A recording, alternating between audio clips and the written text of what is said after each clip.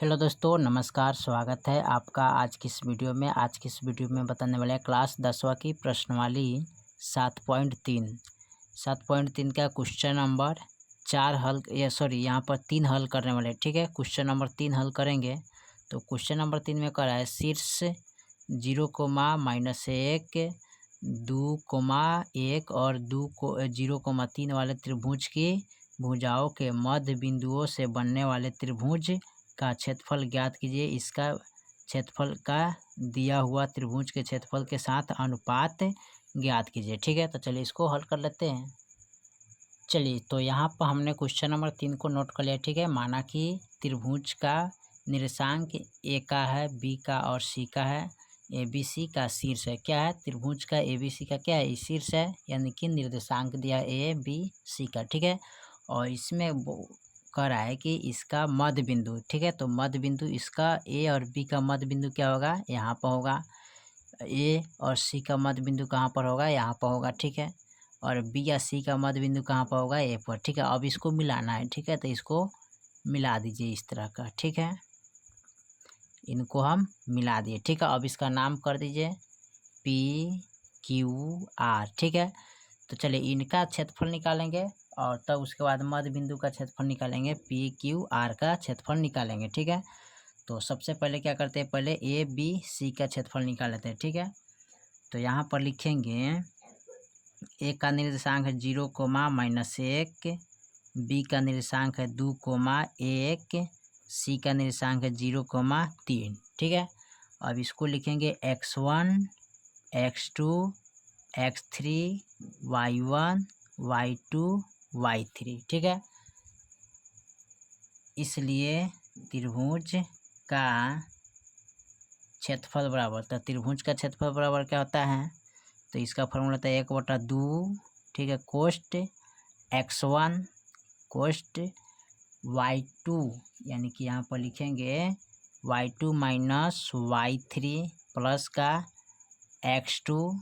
ठीक है, उसके बाद लिखेंगे y3 माइनस y1 प्लस का x3। ठीक है, x2 x3, और यहाँ पर लिखेंगे y1 माइनस y2। ठीक है, कोष्ट बंद। ठीक है, अब चलिए इसका मान लिखेंगे 1/2 लिखेंगे। कोष्ट x1 का मान देखिए, तो x1 का मान क्या है? 0, तो यहाँ पर रखेंगे 0। कोष्ट y2 का मान कितना है? तो y2 का मान 1 है, तो यहाँ पर रखेंगे 1। माइनस है तो माइनस देंगे। y3 का मान देखिए, तो y3 का मान कितना है? 3, तो यहाँ पर लिखेंगे 3। कोष्ट बंद, फिर प्लस। अब लिखेंगे x2 का मान, तो x2 का मान इसमें कितना है? x1 है, x2 का मान 2 है, तो 2 लिखेंगे। कोष्ट बंद। y3 का मान देखिए, तो y3 का मान कितना है? 3, तो 3 लिखेंगे। माइनस y1 का मान कितना है? तो y1 का मान है -1, तो लिखेंगे -1। ठीक है, प्लस का x3 का मान देखिए, तो x3 का मान यहाँ पर कितना है? 3, तो लिखेंगे 3। y1 का मान कितना है यहाँ पर? -1, तो -1 लिखेंगे। फिर माइनस y2 का मान कितना है? तो y2 का मान 1 है, तो 1 लिखेंगे। ठीक है, चलिए उसके बाद क्या करते हैं? इसको 1/2 कोष्ट यहाँ पर लिखेंगे 0। अब देखिए 1 है, ये 3 है, ये प्लस में है, ये माइनस में, तो 3 में से यानी कि 1 में से 3 घटाइएगा तो कितना बचेगा? ठीक है, यहाँ पर आप लिखिए कितना, यानी कि -2 प्लस। ठीक है, अब देखिए, अब यहाँ पर देखिए प्लस का 2 है, तो प्लस का 2 ही लिखेंगे। ठीक है, कोष्ट बंद। अब यहाँ पर देखिए इसका माइनस माइनस प्लस, तो 3 है, कितना होता है? 4 होता है ना, तो यहाँ पर लिखेंगे 4 प्लस का, यहाँ पर लिखेंगे 3 माइनस माइनस प्लस, तो कितना हो जाएगा? 1 1 2 हो जाएगा। ठीक है, तो माइनस का 2 लिखेंगे।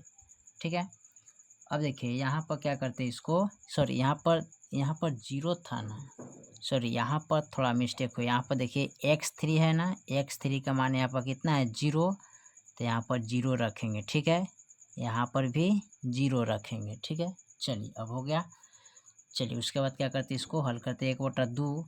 अब इनको क्या करेंगे? गुना करेंगे। ठीक है, तो यहाँ पर 0 गुने -2 प्लस 2 गुने 4 प्लस 0 गुने -2। ठीक है, अब इसको गुना करेंगे 1/2, अब देखिए इनको गुना कीजिएगा तो जीरो में जब गुना कीजिएगा तो क्या प्राप्त होगा, जीरो ही प्राप्त होगा। प्लस 4 दूनी 8, इसको जब गुना करेंगे तो प्लस का जीरो ही प्राप्त होगा। अब इनको जोड़ेंगे तो 1/2 गुने 8, अब 2 चौका 8, तो यहाँ पर कितना आ गया 4। तो यहाँ पर लिखिएगा अतः त्रिभुज ABC का क्षेत्रफल बराबर कितना है 4। ठीक है, अब चलिए अब इसको क्या करना है, इसका निकालना है मध्य बिंदु का। ठीक है, इसका जब मान निकालना है तो इसका कैसे मान निकालेंगे, तो सबसे पहले आपको ध्यान देना होगा। अब चलिए अब इनका मध्य बिंदु का मान निकालना है। ठीक है, तो ये पहले P का मान निकालेंगे। ठीक है, तो P का मान कैसे निकालेंगे, तो P का मान निकालने के लिए सबसे पहले क्या करते हैं, यहाँ पर A का बिंदु लिखेंगे तो 0, माइनस का 1 है, और ये B का लिखेंगे तो इसका है 2, 1। अब इसको मानते हैं x1 x2 y1 y2। ठीक है, अब इसका फॉर्मूला क्या होता है, x1 प्लस x2 बटा 2 बराबर y1 प्लस y2 बटा 2 होता है। ठीक है, P का निर्देशांक निकालना है मध्य बिंदु का। तो यहाँ पर देखिए x1 का मान कितना है 0, तो 0 रखेंगे, प्लस x2 का मान कितना है 2, तो 2 रखेंगे बटा 2 बराबर y1 का मान कितना है यहाँ पर -1 है, तो -1 रखेंगे प्लस, और y2 का मान देखिए तो y2 का मान कितना है 1, तो 1 रखेंगे बटा का 2। अब इनको हल करेंगे। ठीक है, तो हल कीजिएगा तो कितना आएगा मान, तो देखिए यहाँ पर 2 है 0 है तो जोड़ेंगे तो 2 आएगा बटा 2, 2 एकम 2।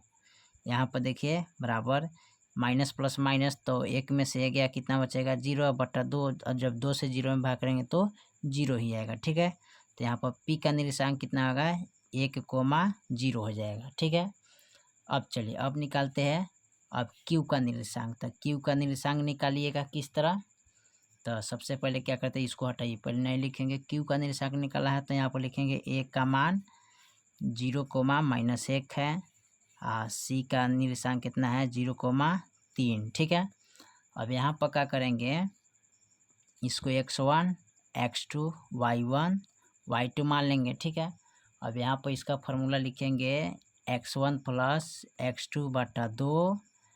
ठीक है, बराबर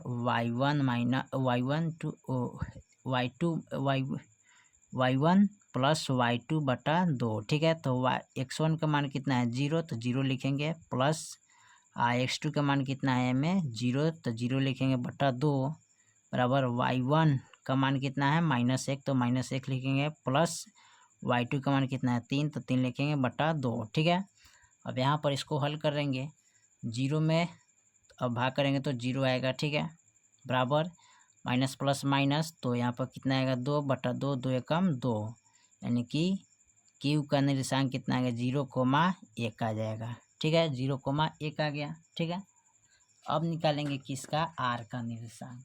ठीक है, R का निर्देशांक कैसे निकालेंगे, तो यहाँ पर लिखेंगे इसका B का 2, 1, C का है 0, 3, x1 x2 y1 y2।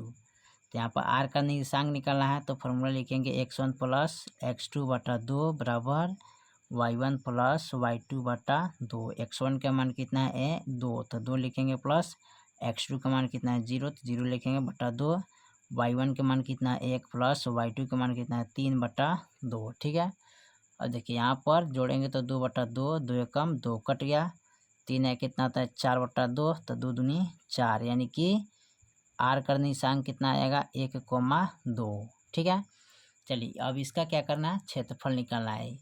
यहाँ पर आ गया P का निर्देशांक आ गया यहाँ पर। ठीक है, और यहाँ पर आ गया Q का निर्देशांक, और यहाँ आ गया R का निर्देशांक। अब इसका क्षेत्रफल निकालेंगे। ठीक है, चलिए तो यहाँ पर हमने P का Q का R का निर्देशांक लिख लिया। ठीक है, अब इसको मानते हैं x1 x2 x3 y1 y2 y3। ठीक है, अब निकालेंगे अब त्रिभुज का।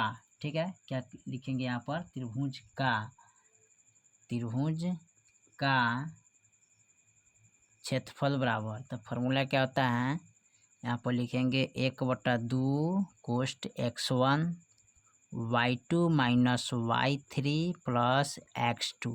ठीक है, अब लिखेंगे, सॉरी यहाँ हम y3 y3 minus y1 plus, ठीक है, x3। अब यहाँ पर लिखेंगे y1 माइनस y2 कोष्ट 1। ठीक है, अब देखिए x1 यहाँ पर लिखेंगे 1/2, ठीक है, कोष्ट x1 का मान कितना है 1, तो 1 लिखेंगे। ठीक है, कोष्ट y2 का मान देखिए, तो y2 का मान यहाँ पर 1 है तो 1 लिखेंगे, माइनस y3 का मान देखिए 2 है तो 2 लिखेंगे, कोष्ट बंद।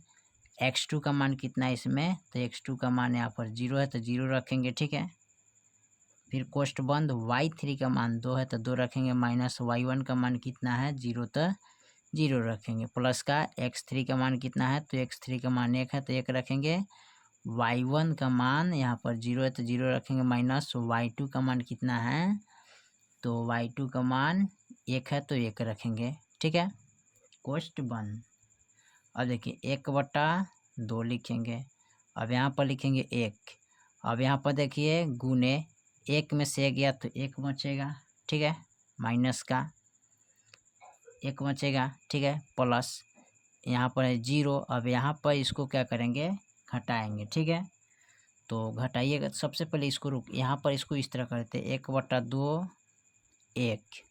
1 में से गया 1, माइनस का 1 प्लस का यहाँ पर 0 और घटाएंगे तो क्या है 2।